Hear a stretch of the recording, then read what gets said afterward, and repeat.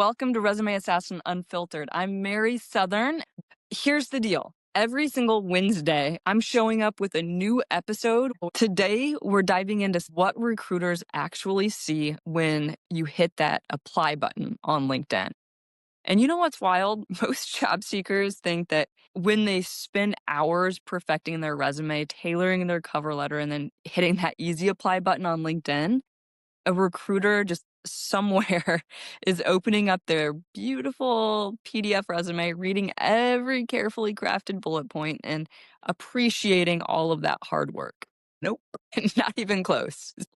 Let me tell you about a client. David had been with a major tech company for 13 years, 13 freaking years, and he knew his stuff. He'd worked with some really impressive clients. He'd built relationships with channel partners, and he was basically a walking encyclopedia of tech sales knowledge.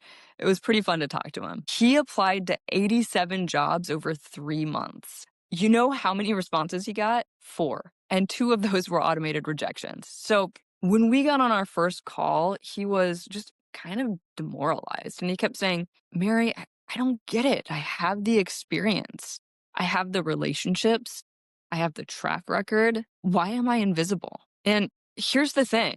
Okay, listen to this. He wasn't invisible because his experience wasn't good enough. I need you to hear that. He was invisible because his LinkedIn profile wasn't speaking the language that recruiters' systems were looking for. Think about that. His profile was absolutely loaded with skills, but they weren't attached to specific roles. LinkedIn's matching system couldn't connect the dots. David wasn't failing at his job search at all, not in the least, but he was failing at being findable. Let's talk about what actually happens when you apply for a job on LinkedIn. This is where most people's understanding just completely falls apart. When you hit apply, recruiters don't see your full LinkedIn profile first. Let me say that again. Recruiters do not see your full LinkedIn profile first. They don't open your resume right away. What they see is a candidate profile card. Think of it like a baseball card. Did anybody collect baseball cards when they were younger? I know that I did. Nolan Ryan, anyone? But this recruiter card is a condensed snapshot. It pulls together all of the important statistics, just like a baseball card does. Here's what's on that card: a short summary of your job titles and years of experience, skills that match the job posting. LinkedIn literally highlights the matched skills. There's also something called candidate spotlights. These are like little badges that show things like whether you're open to work, if you're active talent, if you have connections at the company, or if you've marked this as a top choice job. Now, why does this matter? Because recruiters are looking at hundreds, in this market, probably thousands of applications, and they're using filters. They're sorting by skills. They're looking for those spotlights that tell them, hey, this person is actually engaged and likely to respond. If your candidate profile card doesn't light up like a Christmas tree with the right signals, your resume doesn't even get opened. So it doesn't matter how perfect it is. Let me tell you about another client. Sarah came to me and she was in a tough spot. I know a lot of you are as well. She'd been working in property management. Here's the kicker. There are only 4 major companies in her industry, and every single one of them had non-compete agreements. So she came to me and she's like, Mary, I feel trapped. She'd been applying to some adjacent roles like facilities management, operations, real estate, but she was getting nowhere. When I looked at her LinkedIn profile, I was like, this is the problem. Her job title was Associate Director Property Operations. Sounds awesome, right? Except that title doesn't exist in most companies. And I see this all the time. Most companies call it Senior Manager Facilities Operations or Director of Real Estate Operations. When recruiters search for those kind of standard market titles, Sarah didn't show up at all. She was using her company's internal language, and it was making her invisible to everyone outside her current employer. Here's what we did. And this is something you can do right now. We added the market-facing title in parentheses next to her official title. So her profile read Associate Director, Property Operations, parentheses, Senior Manager, Facilities Management. That's it.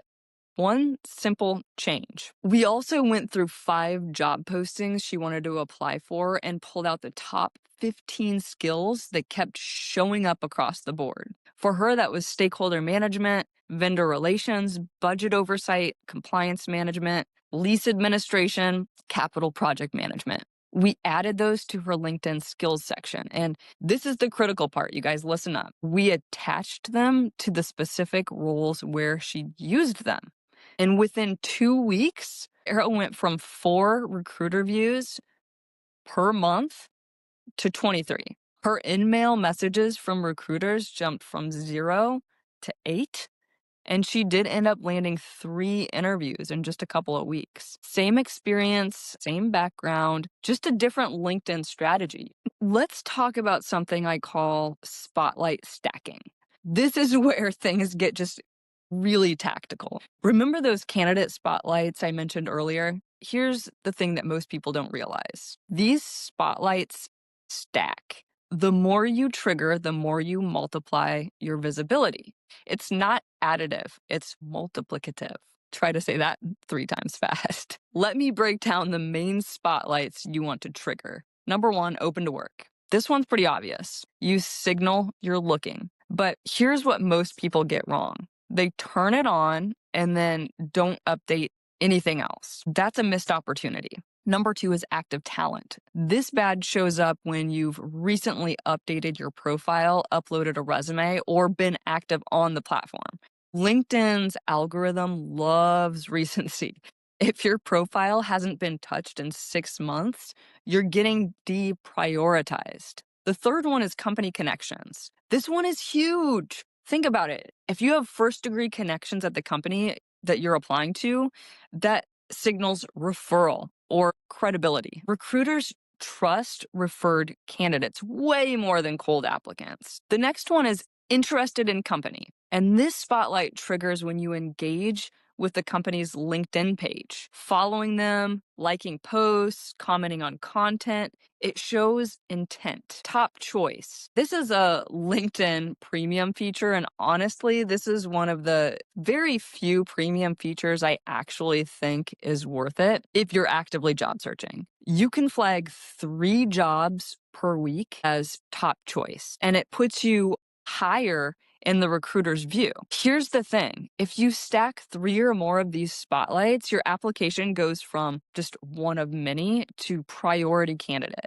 I've seen it happen over and over again. It's quite fascinating. Write that one down and give it a try. And if you do, hit me up on LinkedIn and let me know how it works. Let me tell you about a client named Marcus. He was one of my clients who absolutely crushed this strategy. He was coming from a big tech company and he'd been a project manager working on product launches. He was trying to pivot into program management roles at some other tech companies. It sounds pretty straightforward, right? Well, here's what made Marcus different. He didn't just optimize his profile, he strategically engaged with his target companies before applying. Here's exactly what Marcus did over the course of 2 weeks. He updated his LinkedIn headline to read Program Manager, Product Launch Systems and Supply Chain Operations, ex-Google. Notice how he front-loaded the role he wanted, not the role he had. He also uploaded his resume and toggled on the share resume with recruiters setting. Most people don't even know this setting exists. It's buried in your job preferences, but it makes your resume searchable and increases your active talent signal. He identified 10 companies he wanted to work for. For each company, he clicked I'm interested on their LinkedIn page, on the company page, you guys. He liked and commented on 3 recent posts from those companies. And he connected with 2 people who worked there. Not recruiters, you guys. Recruiters are inundated, but people in similar roles. And he connected with a personalized note. When he applied, he used the top choice feature and included a short, specific message about why he cared about the company. And here's what happened when he did that. Out of 10 applications, Marcus got responses from 7 recruiters. 7 out of 10. That's passing. And he landed interviews with 5 of those companies within 3 weeks. Compare that to his previous strategy where he had been applying to 20 plus jobs a week with maybe a 10% response rate. The difference, Marcus understood that modern job searching isn't just about having the right experience, but it's actually about being algorithmically visible and strategically engaged. All right, let's talk about the mistakes that I see all the time, because if you're making these mistakes, you're leaving opportunities on the table. Number 1, titles that don't match market terms. I had a client who was a business systems analyst 3 at her company. Do you know what everyone else calls that role? Senior business analyst or lead business analyst. She was invisible in searches because she was using her company's weird internal labeling system. Number 2, skills without context. People add skills to their profile, but they don't attach them to specific roles. LinkedIn sees you have like risk management as a skill, but it can't tell recruiters where or when you used it. So always attach skills to the roles where you applied them. Number 3, no company connections or engagement. If you're applying cold, like no connections at the company, no engagement with their content, you're honestly just another resume in the pile of 300 or maybe 2,000. But if you have even one mutual connection, you're suddenly in a different category. Number 4, not sharing your resume with recruiters. This is buried in your settings, and most people don't even know it exists. When you toggle this on, LinkedIn can populate your candidate profile card more fully, and it also increases your searchability. Number 5, applying without any activity on LinkedIn. If you haven't posted or commented on anything in weeks, you're signaling that you're just not engaged. And recruiters can see this. And yes, it matters. Okay, let's make this even more tactical. Here's what you're going to do this week before you apply to another job, before you send another resume. You're going to optimize your candidate profile card. Step 1, market align your job title. Look at your current role or your most recent role, Google that title plus job description, and look at what other companies call the same role. If your company's title is not the standard, add the market-facing title in parentheses, or just swap it out completely. Step 2, add 10 to 15 target skills. You'll want to pull up 5 job postings for roles you want. What skills show up in all of them? Write them down. Add those exact skills to your LinkedIn profile and attach them to the roles where you used them. Step 3, turn on share resume with recruiters.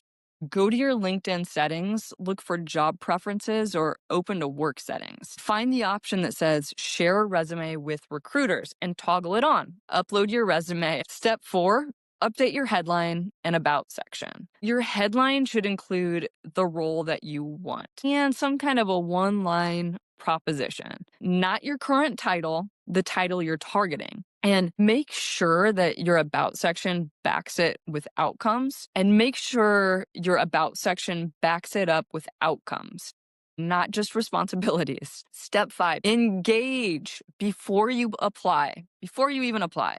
For every company that you're serious about, spend 10 minutes engaging with their content and connecting with 1 or 2 people who work there. It takes less time than customizing a cover letter. Seriously. And it's way more effective. Step 6, track your metrics. For 2 weeks, track your profile views, your inbound recruiter messages, and your response rate when you apply. And then make these changes and track for another 2 weeks. Compare the results. I promise you'll see a huge difference. Here's the thing nobody wants to tell you. If you're not optimizing for how recruiters actually see you, not speaking the language that LinkedIn's algorithm and the recruiter filters understand, you're going to feel invisible. And being invisible in a job search doesn't mean you're not good enough. It just means you're not findable. And that's fixable. Remember David, the guy who applied to 87 jobs and got 4 responses? After we optimized his LinkedIn profile using literally these exact strategies, his response rate jumped all the way up to 40%. Exact same experience, the same background, just a little bit different approach. This isn't about just trying to game the system. It's about understanding how the system actually works and making sure your experience actually gets seen by the people who matter. If you found this helpful, do me a favor, share it with someone who's been applying to jobs and not hearing back, because chances are they're making the same mistakes. If you want me to look at your resume or your LinkedIn profile and tell you exactly what's holding you back, I'm opening up a few slots for free 15-minute consultations. The link is right below in the show notes. I'll catch you next week on Resume Assassin Unfiltered.